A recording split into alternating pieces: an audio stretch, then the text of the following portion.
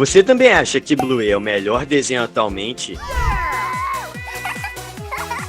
Cara, é incrível como eles conseguem abraçar tantos públicos diferentes. E isso enquanto falam até mesmo de assuntos bem pesados, como, por exemplo, morte. Será que você sabe dizer quais foram todos os personagens que já faleceram ou os episódios que trataram desse tema tão marcante? Sem dúvida, um dos momentos mais impactantes e discretamente tristes de Bluey, que envolve um personagem que a gente nem chegou a conhecer. No episódio A Apresentação, rola uma cena que pegou todo mundo de surpresa.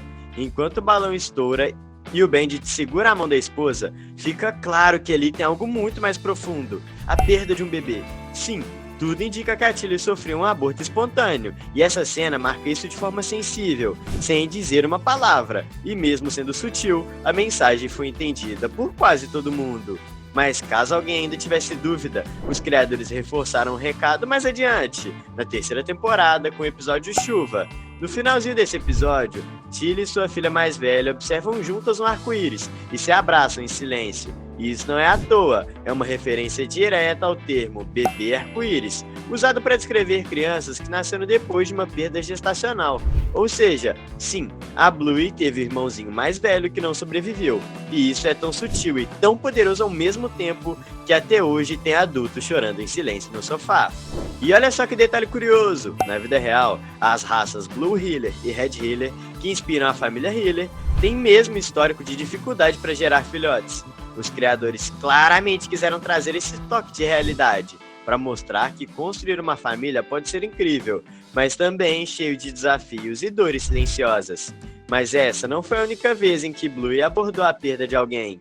Então, pega o lanchinho, assine o canal e bora ver quais foram as outras vezes que os personagens de Bluey foram jogar no Vasco, aqui no canal Planeta Teen. Mais uma perda importante que a série confirmou, de maneira delicada e cheia de simbolismo, foi da avó materna da Bluey. A gente já conhecia o Mario, o Bob e até a vovó Nana. Mas e a mãe da Tilly? Ela nunca tinha dado as caras, pelo menos até o episódio Dragão da terceira temporada, mais pro finalzinho da leva. No episódio, finalmente temos a resposta para uma pergunta antiga. O que aconteceu com a mãe da Tilly? A gente descobre que ela foi uma das grandes inspirações da filha para continuar desenhando, e uma das ilustrações feitas pela própria Tilly dá para ver o quanto essa figura materna ainda é viva na memória dela. A personagem do desenho lembra bastante a Brand, a irmã da Tilly, só que com algumas manchas diferentes na barriga. Essas mesmas manchas aparecem numa foto de família que fica logo na entrada da casa dos Heeler, deixando bem claro que se trata da mãe delas. E o mais bonito e colorido vem no final do episódio, quando a Tilly se despede de um cavalo e vira um Pégaso e voa para o céu. Esse cavalo, vale lembrar, é o mesmo que ela desenhava e que representa a conexão com a mãe falecida.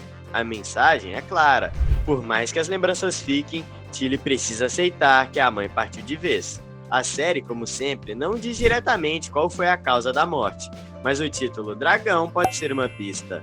Em algumas culturas e contextos médicos, a palavra dragão é usada como metáfora para câncer. E, se for isso mesmo, a perda da avó da Bluey e da Bingo fica ainda mais real, tocando num tema super sensível e de forma extremamente sutil.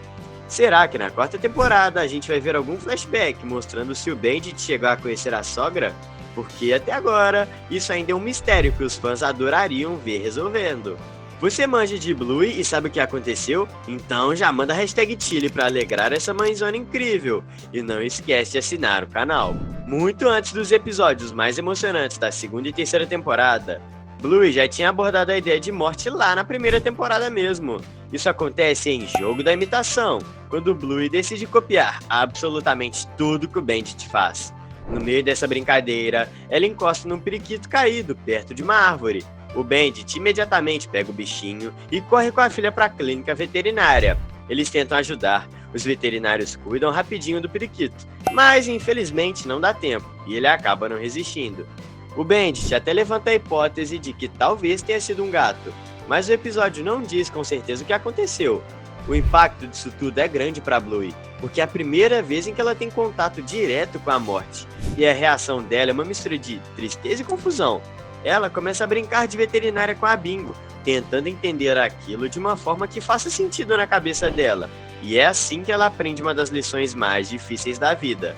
Por mais que a gente tente, nem sempre dá pra salvar todo mundo. E esse não foi o único momento assim na série, não.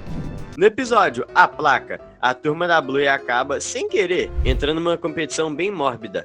Quem tem a história mais triste? E aí que o Pretzel, aquele chihuahua quietinho que curte brincar sozinho, solta que seu porquinho da Índia fugiu e nunca mais voltou.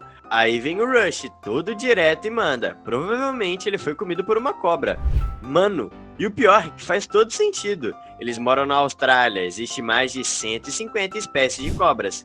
E sim, porquinhos da Índia seriam um lanchinho fácil para qualquer uma delas. Logo no início da cena, a Bluey pergunta pra Calypso por que as histórias dela sempre têm finais felizes, o que já dá o tom de que essa história aí não teve um desfecho tão fofo assim. Ou seja, o bichinho do Pretzel provavelmente já virou estrelinha, ou melhor, foi direto pro céu dos porquinhos da Índia. Se é que esse céu existe. Coitado do Pretzel. Chegou a hora de falar sobre o vovô Mario. E se você tá pensando, ué, mas ele não tá vivão e dançando no casamento da Frisk com o Zé? Sim, tá mesmo. E inclusive, no início do episódio Vovô, ele aparece tentando arrancar um toco de árvore sozinho, todo cheio de energia. Só que nem tudo é o que parece. Ao longo do episódio, a gente percebe que o vovô já não é mais o mesmo. Ele ficou claramente cansado durante a aventura com as netas no pântano. E no final do episódio, quando ele e a Tilly relembram o passado, o clima inteiro muda. Aquela cena tem um tom de despedida tão sutil quanto doloroso, como se ele estivesse se preparando junto com a filha para se despedir em paz. A real é que o Mario provavelmente já está nos seus últimos anos, talvez até meses de vida. E se um dia a série mostrar a Bluey já adolescente ou adulta, é bem provável que o vovô já tenha partido, deixando saudade e ensinamentos para a família toda. E se você é do tipo que não consegue parar de ver esse desenho, já se inscreve aqui no canal. Assim você garante um lugar na primeira fileira para todos os próximos conteúdos que a gente lançar. Bora nessa? Assim como o vovô Mario, a vovó Nana é uma das personagens mais velhas da série e, infelizmente, o tempo passa para todo mundo. Bluey sempre tratou temas delicados com carinho e sensibilidade, e aqui não é diferente. No episódio Surpresa, em que vemos a Bluey adulta visitando sua antiga casa com seu próprio filhote, fica claro que a vovó Nana já partiu.